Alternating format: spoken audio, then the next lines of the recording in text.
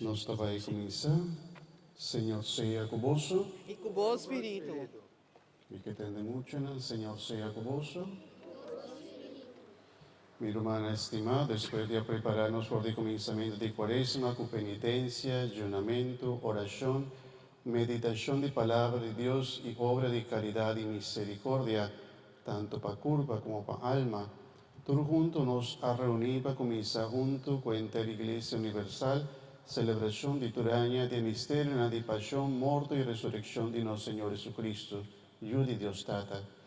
Nos está comenzando la celebración del misterio aquí recordando entrada solemne de Jesús de la ciudad santo Jerusalén. Van a acompañar con fe y devoción nuestro Salvador y Redentor Jesucristo, su entrada triunfal de la ciudad santo. Curraman nos da honra a Jesús como nos Rey, nos Salvador y nos Redentor. Según que un día ahora nos reina vida eterna, que nos man lleno de buena obra, nos por celebrar su triunfo riba muerto, esta su resurrección gloriosa. Láganos reza.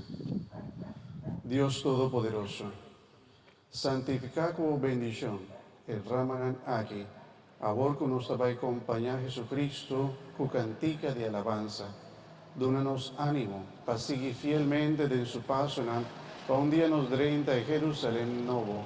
Camina boyo, ta viva y reina cubo divinidad Espíritu Santo, Dios, desde el siglo de siglo. Amén.